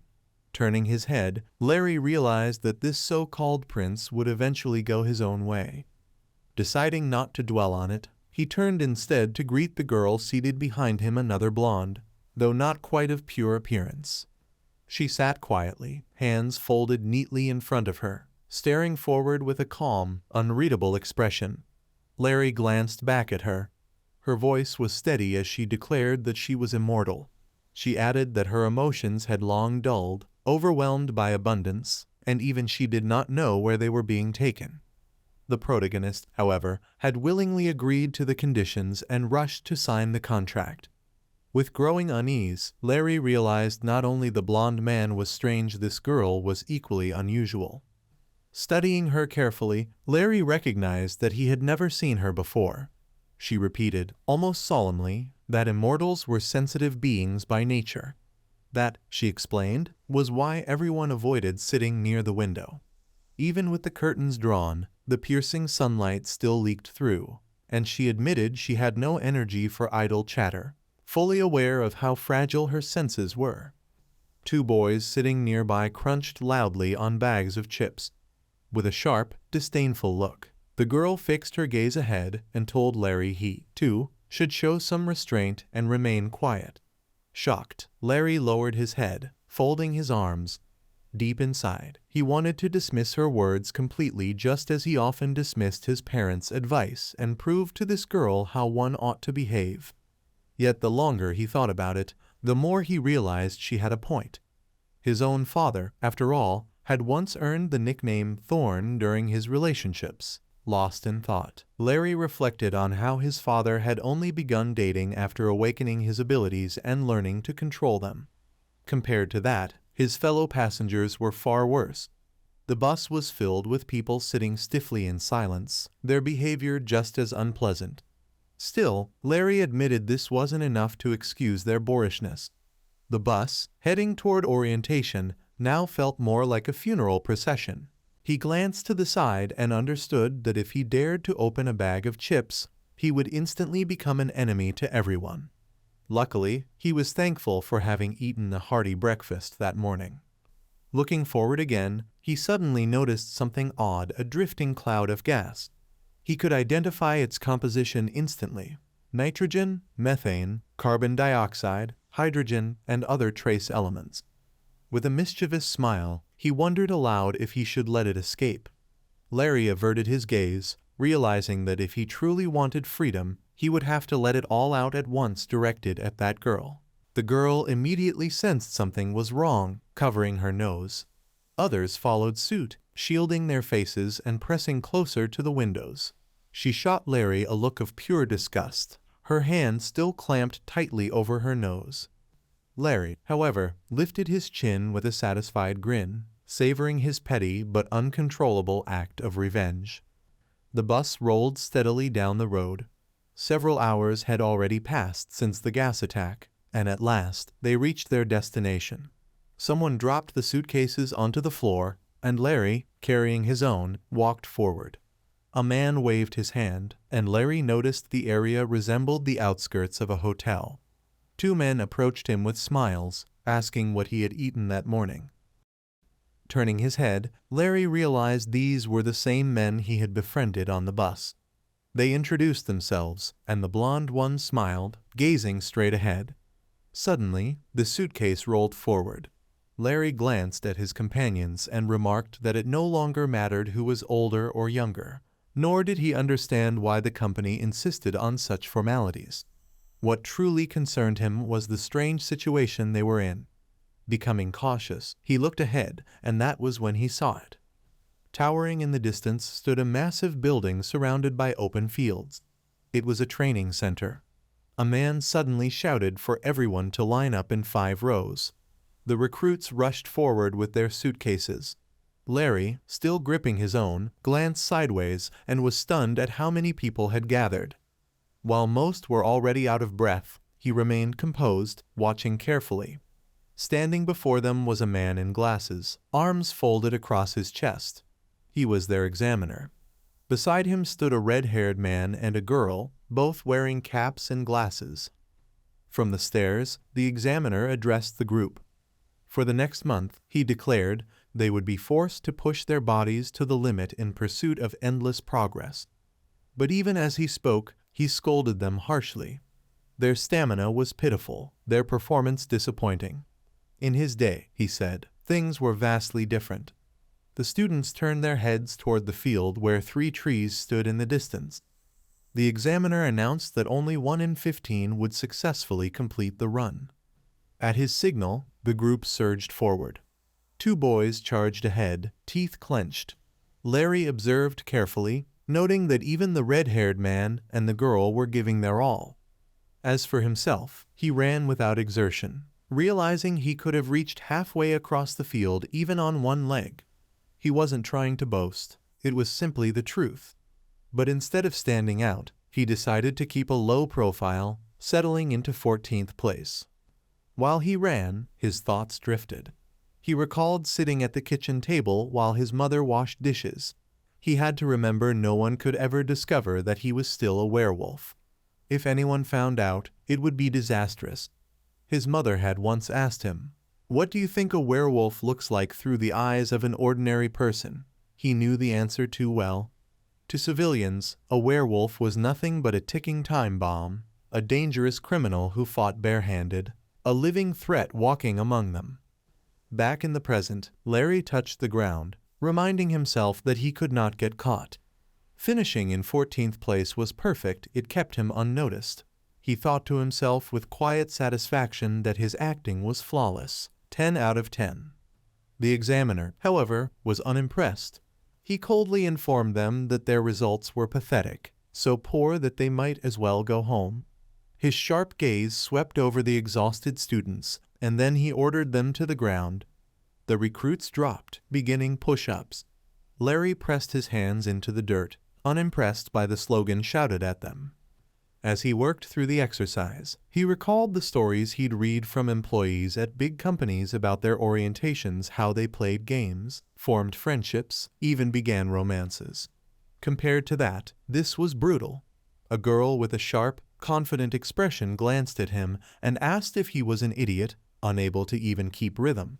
Strangely, Larry felt grateful for her words. They gave him a flicker of encouragement. His arms trembled, his body shook, and his teeth clenched as he pushed through. Then, at last, the examiner stepped forward and told them to stop. He admitted he hadn't seen determination like this since his own youth. He glanced down at the frightened man and remarked that it was disgraceful for young recruits to curse at their instructor on the very first day of training. The examiner leaned closer to the trembling figure and told him that if he hadn't wanted to rupture a purebird's eardrums, he should never have shouted. He added that he had anticipated this kind of mockery.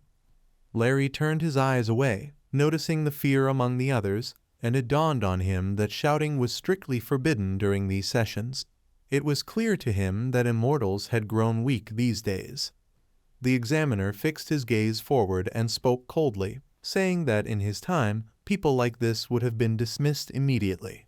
Now, however, the world had softened for their kind, and instead he would grant the trembling recruit a choice. He crouched down beside the man and asked whether he would leave of his own accord or face punishment.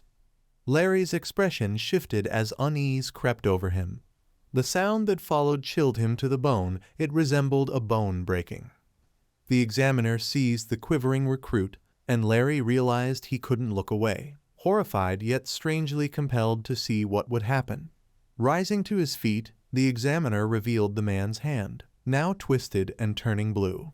He told him to keep his mouth shut and that if he wanted to speak, he could talk to the wall instead. Larry lowered his head to see clearly, only to realize that the examiner had snapped the man's hand, forcing him into silence through unbearable pain.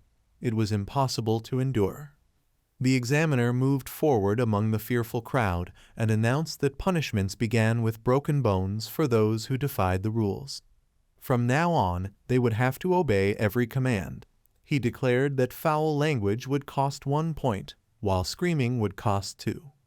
He stopped near the protagonist and continued 5 points would be deducted for fighting without permission, and other violations would be judged during punishment. Larry, his face blank with confusion, sank into thought and found the entire matter uninteresting. The examiner stepped up onto the stairs and declared that the students had become unruly, unlike in his own time. Then the protagonist rose alongside the others, realizing that the first 15 recruits were no exception. Adjusting his glasses, the man introduced himself, announcing that from this point on, he would be their instructor. A uniformed man stood at his side with the others. A young woman stepped forward, gesturing toward her comrades, and stated that she would oversee training and endurance, as her power was closely tied to the restorative nature of immortals. Larry looked up, realizing that for now, they were still far too weak. Yet, working within the company would allow them to master the fundamentals, and that, after all, was the very purpose of their orientation. If some instructors seemed like monsters while others appeared ordinary, they were to treat them all with respect. The stern-faced woman raised her chin and declared that she was the instructor of techniques, before moving to stand back in line with her colleagues. Another instructor adjusted his glasses, glaring at the recruits with fury. His expression was murderous as he stood on the stairs, looking down at them. The female instructor stepped forward again, raising her hand, and told the students not to misunderstand this instructor's role was to teach them how to control their immortal bodies properly. But to the protagonist, it was obvious from his expression that the man genuinely wanted to kill them all. The hostile instructor stepped forward and announced that anyone who wished to return to their parents was free to leave. He would be pleased if no one remained. Larry gazed ahead, lost in thought, realizing all he had to do was endure 1 month. After that, there would be comfort, abundance, and safety as long as he managed not to get shot in the head. The examiner stood tall, folded his hands, and told them they had made their choice. From the stairs, he welcomed them to their new reality. Soon after, a vast building loomed before them. Inside, Larry and the other recruits sat on their bunks, holding their issued uniforms. Larry stared at the one in his hands, quickly realizing that this dormitory was far from luxurious. The green-haired guy turned his head aside, muttering that his entire body was drenched in sweat and he desperately wanted a shower. The girl's expression remained cold as she stared at the uniform. Larry glanced at the man seated to his right, silently pondering. That man sat with his head lowered, and it struck the protagonist that all of these so-called immortals were unusually thin. His mind wandered to the black-haired figure, noticing how much he resembled Maynard. Then his thoughts shifted to the pale-haired siblings, a brother and sister who bore such a striking resemblance to each other that they seemed almost identical. He was fairly certain their names were Poodle and Whitey. His memory then drifted to the girl with the long hair, a simple, unassuming type. Counting them all together, there were 7 men and 3 women in the group. Turning his head, Larry noticed a sign pointing to the locker rooms. He realized that while he knew little about the others, at least the rooms had been divided by gender. The black-haired girl fixed him with a sharp look and warned him not to even think about peeking inside. Her arrogance was unmistakable, and she exhaled with an air of absolute distrust. Inwardly, Larry reflected that, although no one had exposed him for anything, he was already being regarded as some kind of degenerate criminal. The dark-haired girl then smiled, softening the mood, and suggested that everyone should get along. She reminded them that there would be many rules to follow. The blonde-haired man averted his gaze, remarking that their physical needs would be dealt with here, and anyone who broke the rules would end up as a corpse. The blonde girl lifted her hand in agreement, and soon the others followed suit. Larry smiled faintly, only to realize that everyone's eyes were fixed on him. The blonde-haired man looked away once more and emphasized that they must never forget something as basic as brushing their teeth, stressing that consistency was key. The protagonist blinked in surprise. After all, he brushed his teeth regularly. Yet, one by one, they all sat on their beds, raising their hands in unison. Larry realized that, whether he liked it or not, he would be forced to live alongside these people for an entire month. Finally, he raised his own hand, declaring that since they were all in the same boat, he would join the group as well.